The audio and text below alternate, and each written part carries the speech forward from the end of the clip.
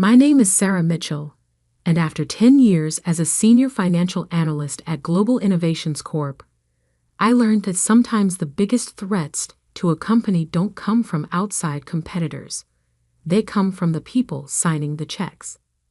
I still remember my first day at GIC, fresh from getting my CPA, eager to prove myself in one of the fastest-growing tech companies in the country. Back then, Marcus Reynolds had just been appointed as CFO, bringing with him an impressive track record of financial growth from various Fortune 500 companies. The key to success in corporate finance, Marcus told me during my first performance review, is knowing which questions not to ask. I should have recognized that red flag, but I was too focused on learning from his supposed expertise. For 8 years, everything seemed perfect. Our quarterly reports showed consistent growth, our stock price kept climbing, and Marcus was hailed as a financial genius.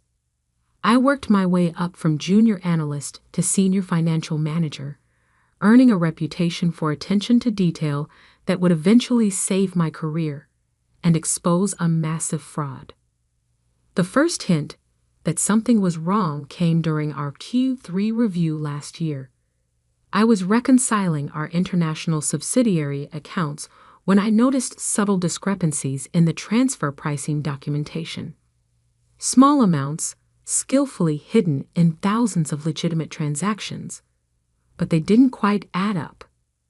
"You're being too thorough, Sarah," Marcus said when I brought it to his attention. "These international accounts are complex. Some irregularities are normal." But I couldn't shake the feeling that something was off. I began keeping detailed records of every suspicious transaction, storing copies of documentation on a secure private server, not because I suspected fraud yet, just because it was my job to be thorough. Then came the Asian expansion project. GIC was planning to acquire 3 tech companies in Singapore, and I was assigned to conduct the financial due diligence. That's when I found it. A pattern of systematic fraud, hidden in plain sight. Marcus had created a brilliant scheme. He was using our international acquisitions to hide massive financial manipulations. Money would flow through multiple subsidiaries, getting lost in a maze of transactions before disappearing into offshore accounts. The amounts were staggering. Over $100 million siphoned off over 5 years.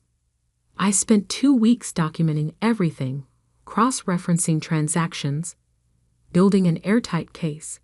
I knew I had to report it to the board, but I needed to be certain.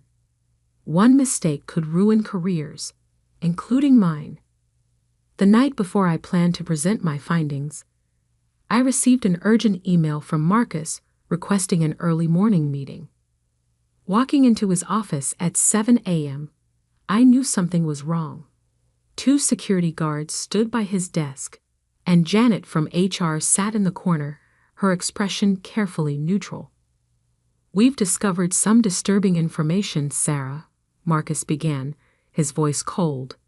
"It seems you've been manipulating our financial records quite extensively." My blood froze as he slid a folder across his desk. Inside were transaction records, modified to make it appear that I had been the one orchestrating the fraud.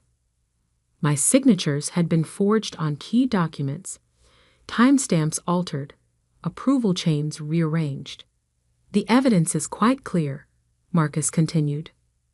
"You've been using your position to hide fraudulent transactions. The board has been notified." I looked at the forged documents, mind racing. He had planned this perfectly, using my own attention to detail against me. Every transaction I had investigated had been doctored to implicate me instead. "Clean out your desk," he ordered, smirking slightly. "Security will escort you out. And Sarah? I'd avoid talking to anyone about this. Fraud charges can lead to serious prison time." I stood there, years of work and reputation crumbling around me. But as I looked at Marcus's smug face, something inside me calmed. He thought he had won. He thought he had destroyed all evidence of his crimes. He hadn't. What Marcus didn't know was that I had learned more than just accounting during my years at GIC. I had learned how digital forensics worked, how to create undeniable audit trails, and most importantly, how to protect truth in a way that no one could erase. As security escorted me out, I heard Marcus already on the phone. Yes, we caught it in time. The acquisition review can proceed as planned. I smiled slightly, thinking about the external auditors who would arrive next week to review the acquisition. They would find something interesting in their review, something that would make them dig deeper than Marcus ever expected. Because sometimes the best defense isn't fighting back immediately.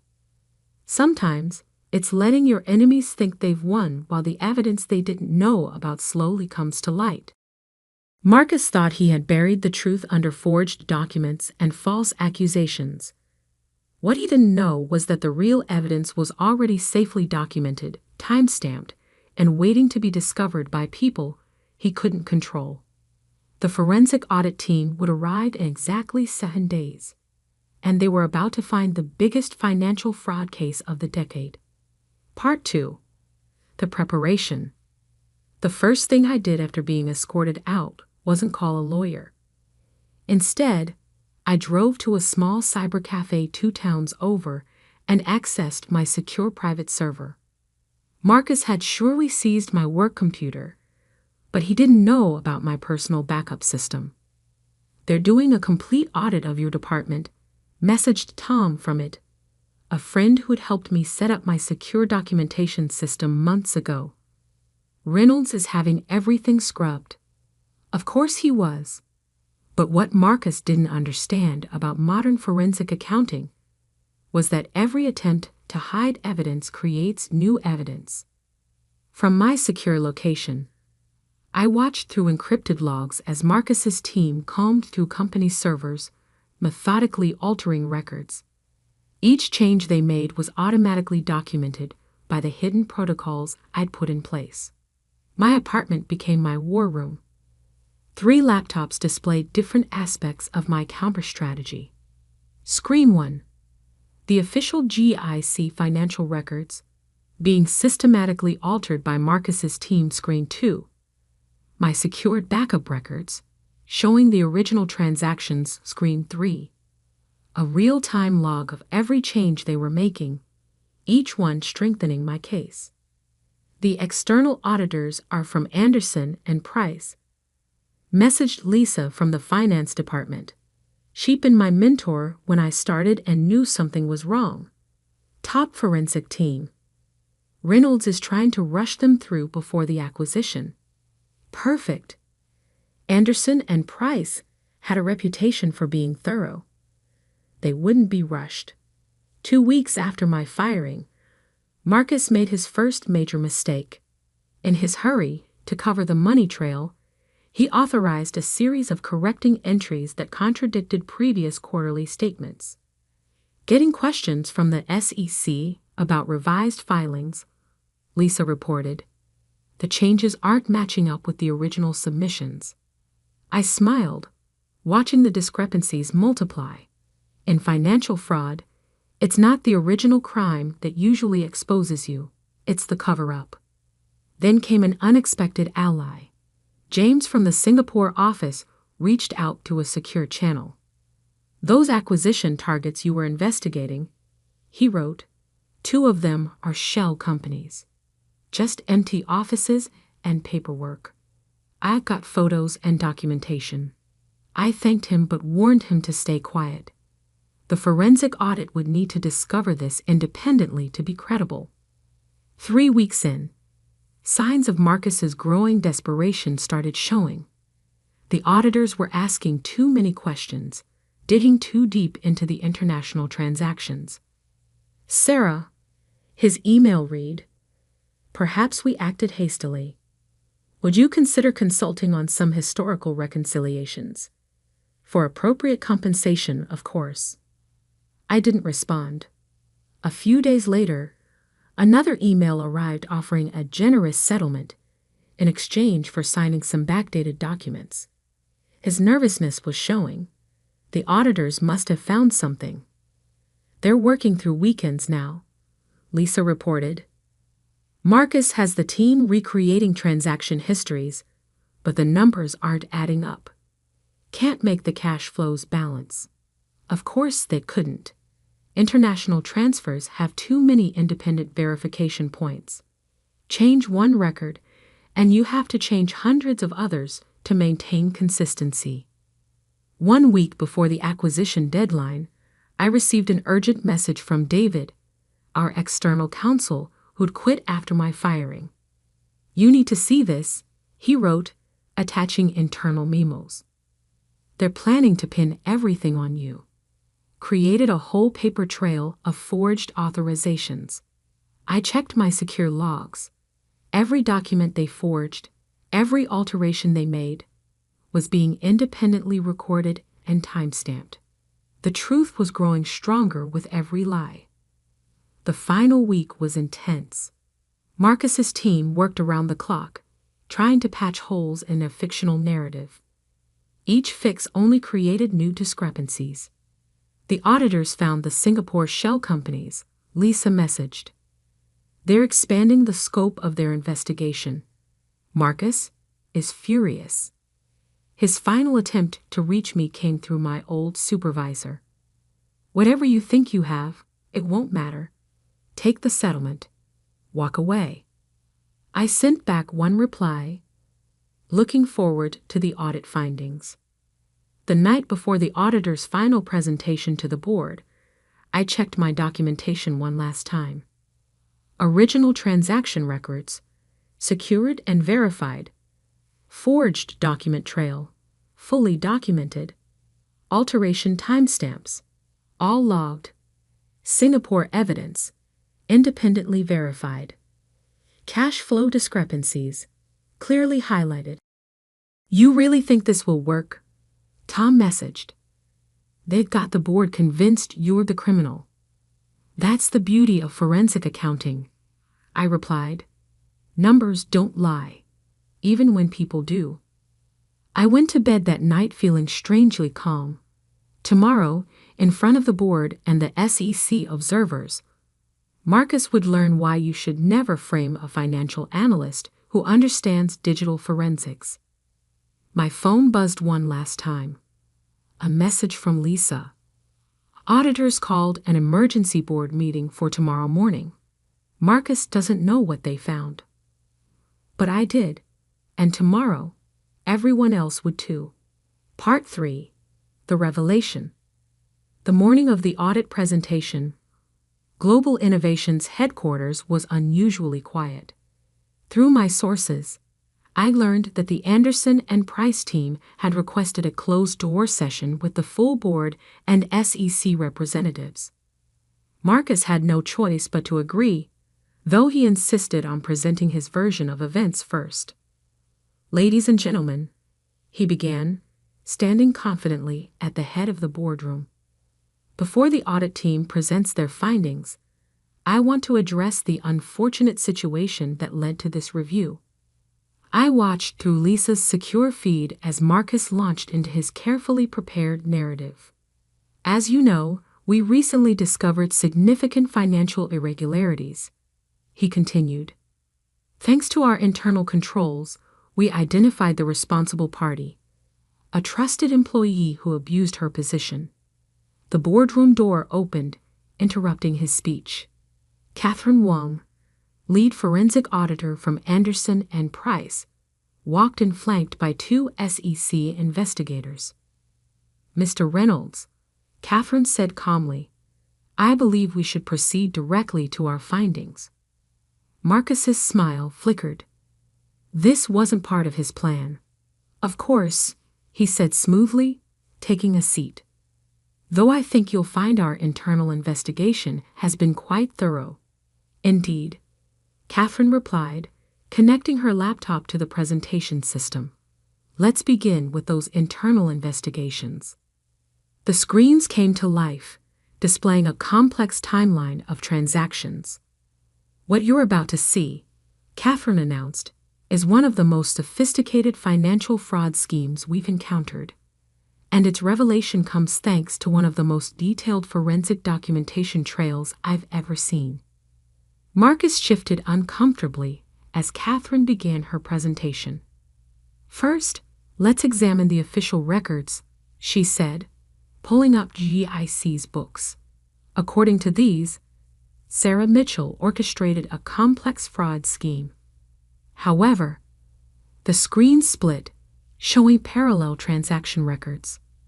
These are the original records, preserved through independent blockchain verification. Notice the timestamps, digital signatures, and authentication chains. The board members leaned forward, studying the discrepancies. Every alteration made to company records over the past month was automatically logged. Catherine continued. Each attempt to hide the original fraud created new evidence of deliberate manipulation. She clicked through a series of slides, revealing the full scope of Marcus's scheme. Shell companies in Singapore with no actual operations. Transfer pricing manipulations hiding money movements.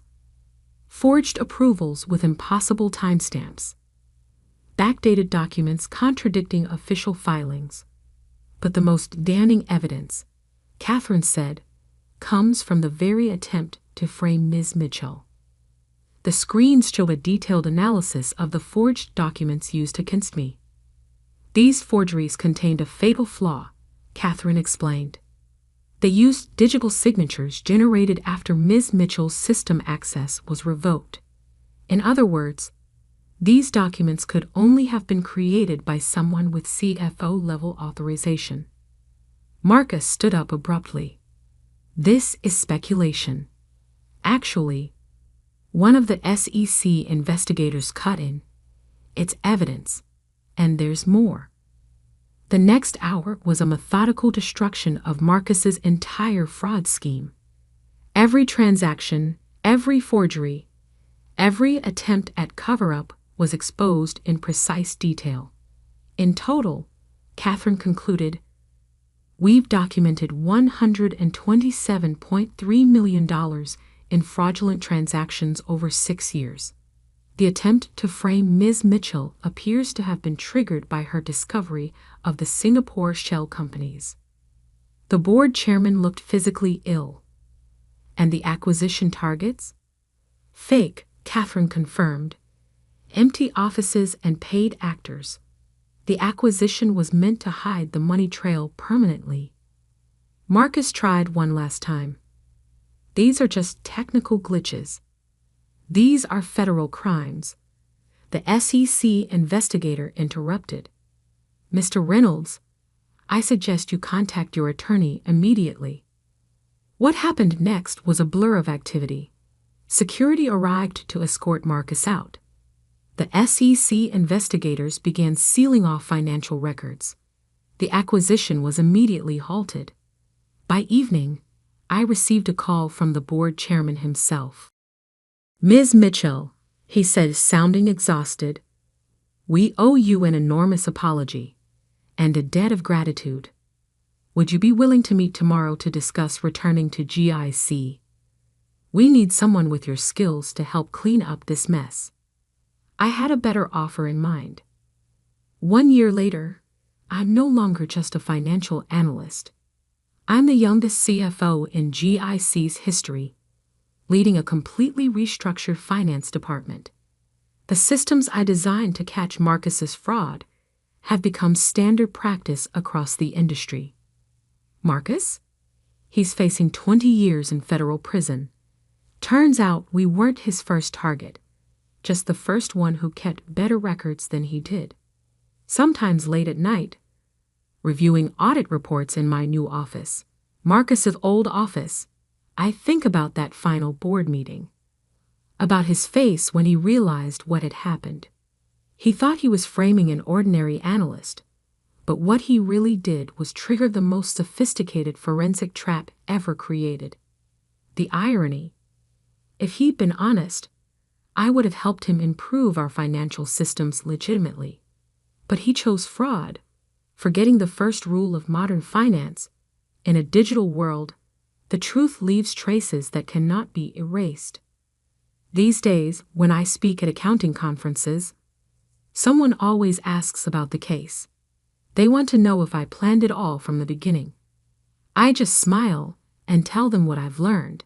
In finance, the best defense isn't just following rules.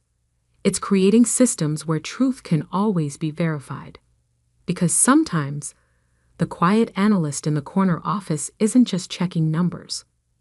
Sometimes, they're building a shield to protect the entire company from those who would destroy it from within. GIC recovered, stronger than before. Our stock price has doubled since the fraud was exposed, built on a foundation of genuine growth and absolute transparency. Every quarter, when I present our financial results, I remember what my father, also an accountant, always told me. Numbers tell stories, Sarah. Make sure yours tells the truth. Thanks to modern forensic accounting and careful documentation, my story told the truth louder than any lie Marcus could create. And that's a balance sheet I'm proud to stand behind.